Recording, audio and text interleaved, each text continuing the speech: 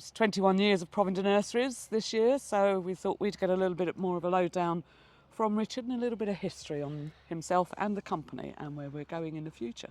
Basically, just like you to tell us a little bit about yourself and how you first started in horticulture and what pulled you into this. I wanted to be an airline pilot. I wanted to fly. I think flying is amazing. Realised 30 odd years ago I couldn't be a pilot. I didn't have the brain power or the money. And then I decided to go into horticulture. I grew up on a farm. My dad had sold a farm. I didn't want to be a farmer. I just love being outside, love the land, appreciate nature. Yeah. And so I went to Writtle, studied horticulture at Writtle. Nice. HND in commercial hort, 3 years, and thoroughly enjoyed it. It was hard at first. And then when I started working, my sandwich year experience, just everything came together. How did Provender first actually start all those 21 years ago? I was contacted by a mutual friend of mine in Italy. Would I be interested in a challenging job? I had an interview at Clacker Lane Services at 7 o'clock, half 7 one night. And I met with Doug Reed, and they were Wyville Nurseries at the time, were looking at setting up a cash and carry. I accepted the job not knowing where it was. Then I realised it was quite near to where I lived. I didn't need to move, and met Richard East. And then over the following 6 months, we literally built the site. I lost a lot of weight. I became fitter. I ran around the place, did 12-hour days, 13-hour days, keeping up with Richard East. And it was quite incredible, really. And we started the business as Wyville East. We opened the very end of '03 was the plan, but it was realistically '04 before we officially opened, February '04. And there was 2 of us, there was 3 of us, there was 5 of us, and over the years we've just slowly reinvested any profits back into the business. And the years of losses, we did nothing for a year, and we've just grown the business organically from a small little area to this year. I had a meeting this morning about looking at developing the next bit. So yeah, there's always Never ending. It's fun. Plants don't stop growing unless you kill them, and the business keeps on growing. So we need to keep on growing with the business. What is the one thing that you love about working at Provender Nurseries? Ooh, the one thing? We'll give you 3. There's just the day-to-day challenge, which is fun. It's hard. Historically, the biggest challenge was people and plants, but I think our biggest challenge now is the weather, the climate change, and responding to weather. And very little we can do. We have to put up with it. And it has probably a bigger effect on the growing of plants, the availability of plants, people's expectations of plants, diseases, powdery mildew. There's a lot more going on, and you have to have a much wider field of view to take everything on board to work out what's going on. 30 years ago, that wasn't even on the syllabus. So, it's self-thought, really. Finding new plants, finding different varieties or different ways of growing. I think I'm a grower at heart, but I actually sell plants, but the plants we sell, we have to grow. So I think this job is really good because you've got a growing aspect and you have a sales aspect, and in the middle is plants. Yeah, best of both worlds. Yeah, it is. And people, there's some just amazing suppliers, customers, colleagues. It's just people. And yeah, the kettle is, we have to replace it every 18 months because it's constantly making teas and coffees. Having been here right from the start and helping to find Provender Nurseries, what in your opinion makes Provender Nurseries stand out from the crowd? I might have stumped him. Yeah. It's just offering a great range of plants to some great customers. That's primary objective number 1. Our suppliers, the whole grouping of collaboration, working together. We strive to do everything as best we possibly can. Mm-hmm. So I guess there's industry standards and there's industry processes, but if we can elevate that to Provender standards, can we make our standards better than everybody else's? Can we lead by example? Can we do things better? Just because everybody else does it this way, can we do it a different way? I think we challenge ourselves, we challenge what we do.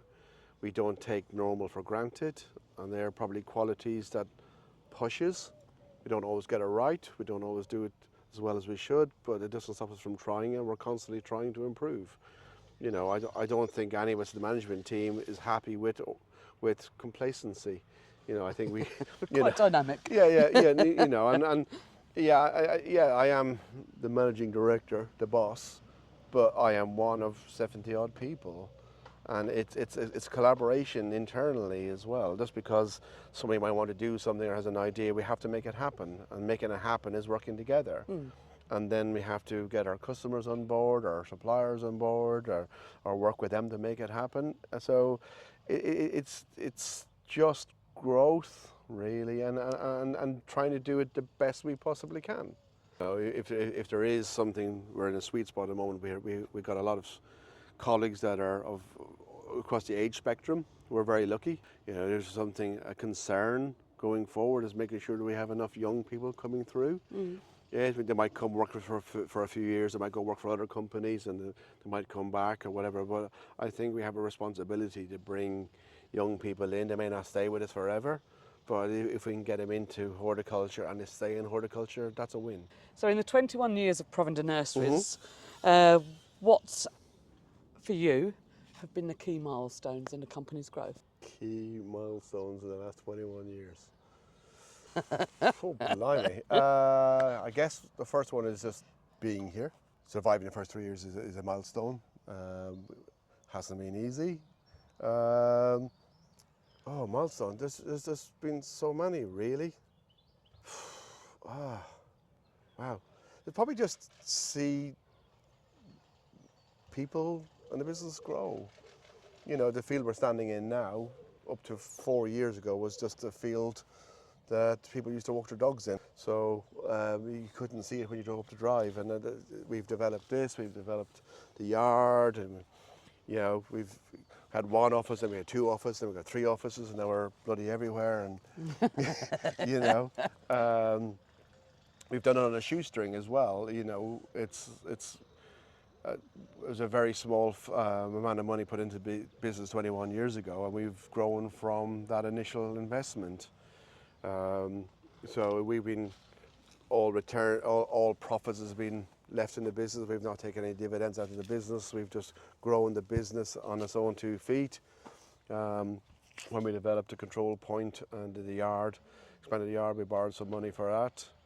But you know, the business has supported its growth, really. And you know, also people came here as a forklift driver, and now they're running a department. Or you know, Dave came here for a few months, and now he's kind of looks after all IT and development. Paul arrived here to help, literally put block paving down when we first started, and he looks after the yard. And Carl came here 10 years ago, and you know, he just wanted a job, and now he's running the team. It's really fun to see. Back to people again, it's really fun to see everybody develop. We've had customers start with they're still in college and now they're running big companies, and they've developed, and we've had great customers retire and say, I've done my 20, 30 years in horticulture and pull out. And there's just been so many in the business. You know, at the same time, I was young, free and single, and over the time I've been married and kids, and there's a home life, and it has been hard for times to try to work. Now, do I spend all my life at work and go home to have a shower, have some food and go back to work? Or do I go home and try and be a husband and a father? And so that's been a hard challenge, trying to balance home life, work life. But it has allowed me to go to amazing places. I've visited loads of nurseries. Loads of people invited me into their homes and had meals when they're buying plants, and all over Europe and the UK. It's just been very friendly. It's an amalgamation of all of these things, isn't it? So we've talked about the history, we've talked about where we are, and we're looking at what makes Provender tick. What are the plans for the future for Provender? Yeah, we've got a few up our sleeves. Cut. We have more land we want to develop. So we got another 5-6 acres. And we're just working on volumes of water needed, the stock that's going to go out there, the infrastructure that's needed, and we probably have about 6 months work to make sure everything stacks up, and then we may start working that later on this year, early next year, and that will hopefully allow us to hold more stock. It'll allow us to hold more contract grown stock on site. Then the production off site over the last 3 years, that's trebled in space. That's coming on a treat. We need probably some more investment down there on that site. And then we probably just need to look at technology. If technology can assist us on what we do. With that said, people are incredibly important. So yeah, we don't know what next government policy is going to be thrown at us, so that might dictate what we do, where we do, and how we do it. Compliance, importing, it's been huge the last 2-3 years, and we don't know where the next 2-3 years are going to take us. So we got to be ready for that, or get ahead of that if we can, or react to it. But as a business, it's probably just having continuity of stock, continue to improve that, and the offering, and keep on developing our customers so they know that we have the whole range of material. Because there is some people who been customers for years and don't actually know what we do and everything we do. It's bizarre sometimes when a customer, I buy that off you, but I don't know you did all of that, or hadn't been here for 4 or 5 years and hadn't seen the site expand so much. There's quite a lot of simple things we can do in the next few years to continue to drive our customer service and our offering for our customers. It's not rocket science, it just needs to be done, and to make it done, it just takes time and energy and effort and people. Planning. Yep. Yeah. Yeah. I really like this question. Okay. Oh, look at the time. My answer changes literally on a weekly basis. Oh, So I know. Yeah. What's your favourite plant? What's your favourite plant? Well, All-time plant that you couldn't do without. Oh, come on. Again, I'll give you 3. That's a bit like asking what your favourite child is. I'm a massive fan of Metasequoia gyptroboides. One of the first trees I learned at Rittle, at the bridge there when you go from. Yeah, I know you, it well. you know Rittle. And I just think it was a tree with a fascinating story. And then when you learned the tree, you learned the story and everything about it, and it's such an old tree. Then this beautiful tree with, deciduous conifer looks stunning. And then when you actually realise, it just becomes so much more. Yeah. And since those trees were found in 1942, 43, I think they were found. Now there's 20, 30, 40 different varieties. So yeah, now there's way more to choose from. So the original trees were found in the 40s, and now suddenly here we are, 70, 80 years later, and there's now 30, 40 varieties. So there's loads of seed collections been going on, loads of, people have been selecting from seed and now got new varieties, and it's just the one tree thought to be extinct, found, and now it's become what it is. I'm probably a ginkgo biloba fan, just because it's only conifer with a leaf, and it has loads of use in medicine around the world, and so it has a fascinating backstory as well. A lot of folklore as well. Yeah, that sort of thing, around when the dinosaurs were around, and a really ancient tree.